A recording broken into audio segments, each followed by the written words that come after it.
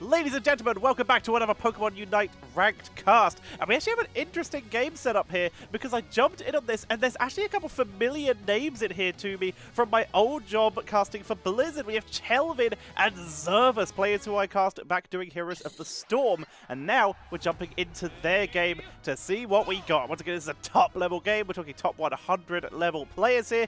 But let's introduce the players. We have Xante playing on the Vulpix. Alolan Vulpix, of course, soon to be a Ninetales. Chansey's being played by ttvGekkOkami. We have Klaus, who will be playing that Serena. Hooper's being played by Zervas, the top support these days. Combined with Chansey, we're seeing that a lot very often as well. And Chelvin is going to be on that Fletchling. See how that goes as the game progresses. Swinub on the red team being played by VL Franscho. It looks like this is going to be a full pre-made on the right-hand side. A full roster, a full pro team. Locke on the Alolan Vulpix. Drop it. Sorry, not on the Alolan Vulpix. On the Eldegoss being taken out, though, as does that Alolan Vulpix. We have Møritz playing on that Duraludon. Lucario is being played and running away currently by Viper. And that, of course, leaves our Alolan Vulpix, as that's a name to pronounce. In a hub, we're going to call it Svnthila. Svnthila sounds good. But let's jump in. We already see a couple kills going on early over to the blue team, whereas red team playing a little bit more defensively. But score-wise, they were able to get a couple in, and we're going to see this even out a little bit. That Lucario up in top lane already doing a great job turning in that 14 fight over that center combi, and the Vespiquen evens out pretty okay for both teams. Interesting to see the Swinub down here, as well as that Eldegoss, as the more popular setup these days has been the Hooper, sometimes with Chansey, sometimes without. Very cool to see that coming in. For now, poking in. Looking to see what they can get in terms of harassment. Making the most of that early level Swinub long-range harass. Getting a good kill there. We did miss a kill, T-Tors fam, or I guess YT-Tors, because this is a YouTube cast, as Viper was able to get the kill onto Serena. And with that, Lucario will back up, though. Does not want to fight Chelvin as of yet. Wants to avoid getting caught out of position. Will retreat back to their side of the map. And just continue to farm up. Do what they can. Ninetales took a little bit of damage, forced to heal back, but now we do have that Eldegoss, so we're going to have that extra speed boost. This will allow them to rotate around the map a little bit more effectively and chase down with that Whirlwind. We do see Hooper try to go for a chase down here onto Duraludon. Chelvin drops low. Chelvin sniped by Viper, who dives the backline and picks up 2 kills. Sorry about that, my capture card just glitched a bit as Klaus is forced to back away. In serious trouble, does not want to get caught out. Will back up all the way to their spawn point, but they're getting chased down by Møritz and Viper. Viper able to blink back and escape from too much danger. Møritz still looking to poke out Klaus and will force them to back away. Make sure they don't get caught out of position. Klaus moving back in. This is a 1 versus 2. Very risky play. Doesn't get anyone. Møritz comes out on top there as we see everyone else beginning to posture for the Dreadmore. We're going to see a trick Shadow Sneak from Zervas. This gives Xante a lot of protection because it gives them mobility that Ninetales would not normally have. We also have that Cleanse from Genko to try and protect there. Moving forward, they're already onto the Dreadmore. Pushing forward, you can see Chansey, Blissey, moving very far forward into the back line. Goes Talonflame to try and snipe people, as well as Klaus chasing back there. They've already taken out 2, looking for Viper as well. They get the kill and use the trick and the Shadow Sneak to get Chelvin back to Dreadmore. That's going to be an easy pickup for the members of Blue Team, who've extended their lead up to 92-14 in their favor. They're not going to go for that bottom lane push, though. This is what we will sometimes see different play-wise. We'll see some teams try and make the most of that Dreadmore shield and try and push in that bottom lane. In this case, though, we're not seeing that. We're just seeing a couple members down here remain in terms of defense, and they're going to try and utilize that shield instead to set themselves up for Rotom. So they're going for a bit of a longer play. It is riskier because obviously Rotom allows time for the enemy team to respawn and make their way into a more defensive position, but they are still just going to stay in standard laning setups by the looks of it. Talonflame going in deep, and Chelvin is taken out here. Gek trying to go in deep to take out Møritz. Møritz using the speed boost, but taken out by Klaus. Very lovely kill there. It's back in the bottom lane. Zervas trying to get that Vespiquen, but I believe that did just go over to the red team.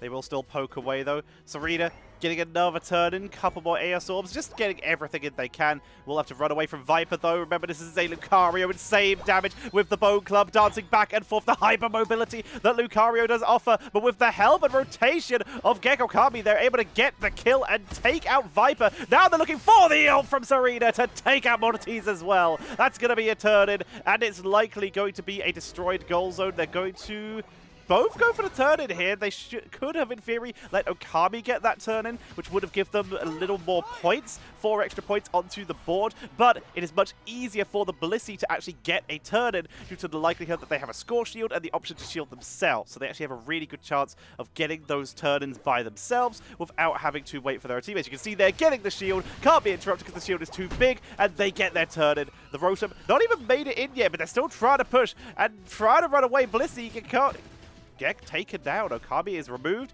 and the Rotom will be taken out as well. Zervas and Xante still in this bottom lane, just holding on for now.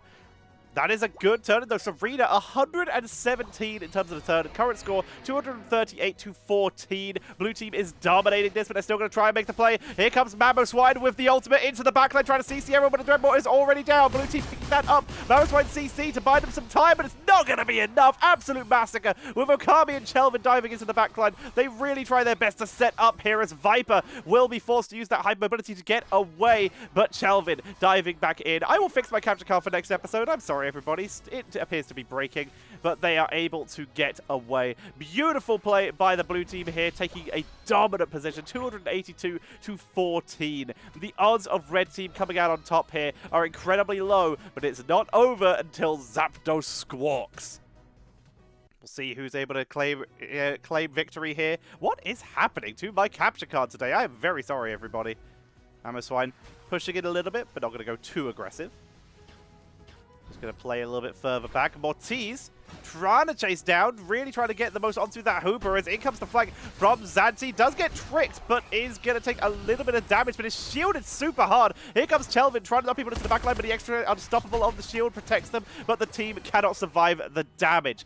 They are able to survive the CC, but there's just too much damage coming in from this Talonflame, making it very hard to deal with, and Xante, with that ult, was able to tank so much there. Blue team, 307 to 14 right now. We're going to see another turn in from Viper, which will bring the score back up a little bit if he makes it. Viper gets the turn in. 50 onto the board, but that is still over 240 points of difference with 40 seconds until Zapdos spawns. Klaus in the 1v1, the eternal 1v1 up here, but the flag, respect the 1v1, Mamoswine. Viper will go down. Klaus actually able to come out on top there, and Klaus still alive, able to get away from here. Will Locke be so lucky? Being chased down. Chelvin looking to see if he can go for the finishing blow with the fly, is able to get over the wall, makes it in for the kill, and Franscho able to back away. Okami being forced to retreat a little bit here so that they don't get caught out of position as Møritz was flanking in for the rest of the team. Møritz would love to get involved and try and steal this Rotom, but cannot risk doing so, could get caught out of position, so has to let that go. Looks like they're going to set themselves up for the Rotom here, but Eldegoss over the wall with Mamoswine. Not the best position to be in. Eldegoss already being taken down. That is the support. Here's Duraludon with the ult, trying to set up. Franscho is already down. Møritz is down, and in the meantime, the Talonflame is deleting this lineup. The Unbound Rings already set up for the Hooper, and I would not be surprised to see a surrender here. There's just no way to hold. 327 to 92 in favor of our blue team. They get the Zapdos, and already an extra 100 points has been turned in. Eldegoss is trying to buy time, but there's the surrender, and we are going to see probably the most dominant victory I have had the pleasure of casting coming in from our blue team. For starters, I'm kind of cool. It's really cool to see some of my old friends doing so well. Teams did swap sides there at the end. That does happen with the Observer feature sometimes. But yeah, I hope you all enjoyed. This was a very fun cast. I love seeing my friends doing well. I'm really excited to see what VL do in the future. If we get to see them in any tournaments, that would be great. See how they improve. Because there was potential there, but we did see just insane coordination from the members of what it turns out to be the orange team. Let's have a look at some of those statistics as well. In terms of kills, very much a win for Viper, who in terms of just individual skill may have been the strongest player in that game, really putting it to Klaus, making it very hard. Klaus, though, with 11 kills in the end there, 9 for that Talonflame. They just really were able to just gain momentum and keep running with it in order to allow this team the victory. For now, though, everybody, thank you all very much for watching. Here are the movesets. You can copy and paste them to your own builds so that you can start working on them yourselves with a couple full heals from VL. Very interesting to see. And a couple from the red team as well. Very interesting. We're seeing a little bit of adjustment away from the X speeds and the ejector buttons that we've been seeing very popular these days. This explains where some of those shields came from when we saw that Talonflame go in. Might it just be a Talonflame counter, but obviously they can't see their opponent's draft beforehand, but they might recognize Chelvin. You can't see your enemies beforehand. I forgot about that, so never mind. It can't be possible. Here are the damage counts. 78k for the Duraludon. Surprise, surprise. Top of the damage chart.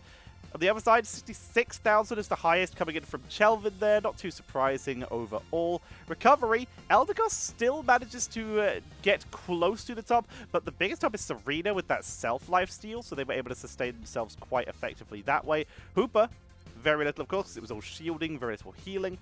But yeah, ladies and gentlemen, I hope you all enjoyed. This has been Tetcher, your caster. If you enjoyed, please be free, please subscribe so that you can support this channel and support my pivot into the Pokemon world that I've always loved, and I just really love Unite. Hope you all understand. And of course, make sure to leave that thumbs up. If you enjoy these videos, be sure to leave a comment saying which Pokemon you'd like me to try and find a game of so that I can commentate that for you. I always keep an eye out on the spectate area, and that is how I cast the majority of my games until I can start getting into some tournaments. Thank you all very much for watching. Hope you have a lovely night, and I'll see you all next time.